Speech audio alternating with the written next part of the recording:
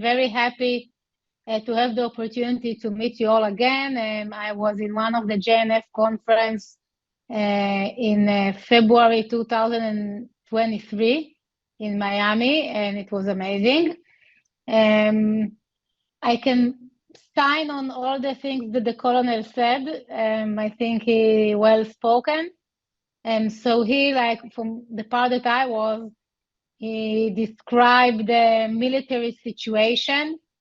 I can just emphasize to the question that you had that we must take over Rafah, because all the weapons, the rockets, the missiles, everything is getting in Gaza from the border with Egypt. And if the IDF will not take over the border, it's like we didn't do anything, because they will continue to get in all the weapons. So it's pretty mandatory. I think that my assumption was that to take over Rafah would have been the first step that the IDF would do. They choose to start from the north, but I think that to take over the south, the border with Egypt, is definitely mandatory. And as the colonel said, we know how to act and to minimize harm in the population, in the civil population. We knew how to do it in the north. We know how to do it also in the south. This is one important point that I want to emphasize. You know that right now there is a negotiation about a hostage deal. I hope that we will agree to do some kind of agreement. I'm really concerned mainly about the women there. There are young women there. We probably know them by the names already. And all elderly and wounded young people. So we definitely need to get them out as soon as possible.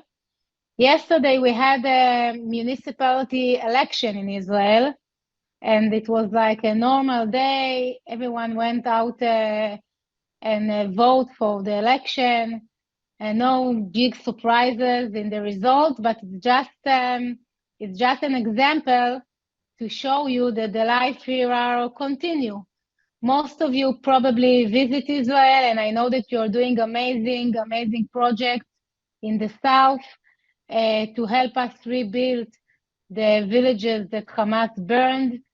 You were always active in the south. Russell had an amazing plan to build in Beersheba before the war.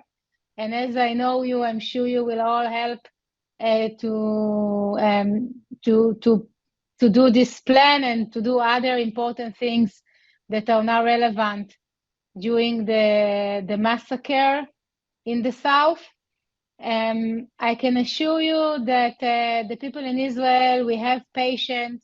We know that it will take more time, but we are willing to sacrifice the huge, sacrifice that we are doing. As the colonel said, the IDF soldiers are amazing boys and girls that really fight every day and with a full spirit and a strong spirit. And we hope to finish them. It's not there yet, but assume that we will do it. We definitely appreciate all the support that the President Biden gave us. I'm a politician, so I know the constraints that he has in his party, and I understand that sometimes he helps Israel, although his political base, and they don't support it, and we are seeing it now, the demonstration against Biden from his own base. But it's really important that you will strengthen and strengthen the voices in the US that support Israel. I can tell you that here in Israel, we see what's going on in the Ivy League, and it's pretty depressing. But the solution is not to surrender or to give up, it's to fight back. So some of you are doing that, and it's really helpful, and we appreciate it. let's take questions. So, Ayelet, we hear that the resilience of the Israelis are, it's just incredible.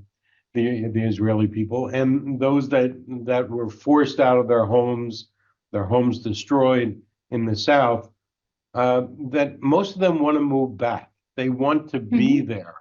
Is that what you're hearing also as you travel through the country? Definitely.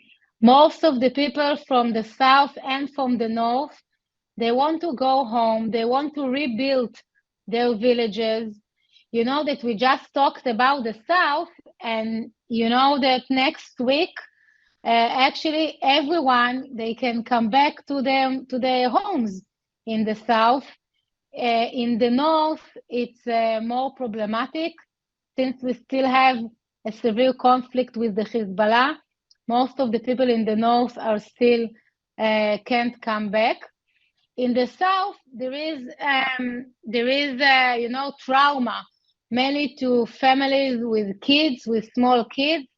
We see that young people and elderly they want to go back.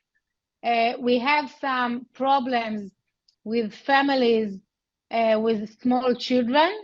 They feel really in trauma.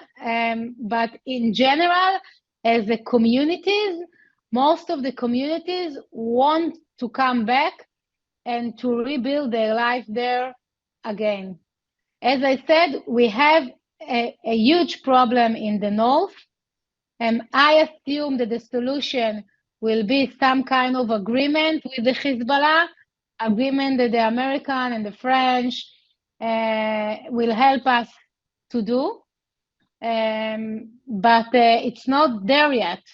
So on next week, actually, next week, all the communities, they can come back to the south and most of them will come back, but in the north, not yet.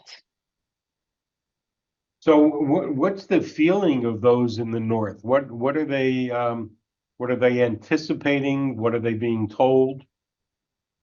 So, they just don't know. I just met today a few families from the north. They are living in a small village on the border, and they just said, okay, we left. We thought that we are living for a month or two, and it's just, we believe that we will need to stay in the center till the end of the year. They just don't know the future.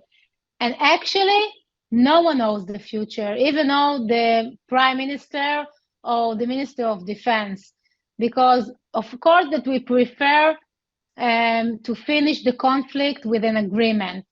And it's pretty obvious and a huge consensus in Israel that we need that the Hezbollah will go north from the Litani River. If we can do it with an agreement to enforce 1701, the UN resolution, and by the way, we can't count on international forces, on the Lebanese army. The IDF needs to enforce the resolution. So if we were able to do such an agreement, then it is better. It is better than to start a new front in the north. But to tell you the truth, no one knows what will happen.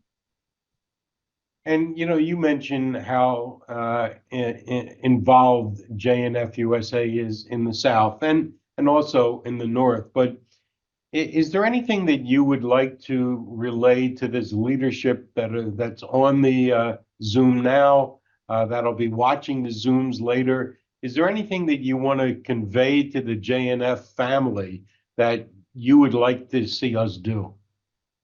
First of all, I really want to say thank you because, you did it even before the war. You put the focus on the Negev and on the Galilee, like on the south and the north. You have the wisdom to help the communities in the Negev and in the Galilee. And right now, when the war started, it really warmed our hearts to see all the activities that you are doing. And actually, the job, like, the projects, you're familiar with the communities, you're familiar with the municipalities. So just to encourage the communities that they will have like the environment, the good and warm environment to come back in the south and in the north. And I mean, you can help in building houses and like public buildings, and also to fund programs to the kids, to the families, in order, to strengthen their security or their feeling. But actually, from what I see, I'm following Russell reports, and I'm following what you're doing. So I see that you're just doing the right thing. So thank you for that. Well, we were there, as you mentioned before. We're there now, and we certainly have big plans for the future. So, thank you so much for joining us. One sentence. The family of my husband, they are from Kibbutz Gonen. And in Kibbutz Gonen, you have an amazing project. You know the project to be like a culinary academy? Yes. And you don't know you need to know how the people from the kibbutz and from the area are so proud in this project. So when you're doing such projects, you definitely strengthen the community and the environment and the families that are living there. So it's really, really important. I know it's, from inside. Well, the Culinary Institute is being built as we speak, and we look forward to enjoying a great meal at the restaurant there with you. Yeah. It's a date.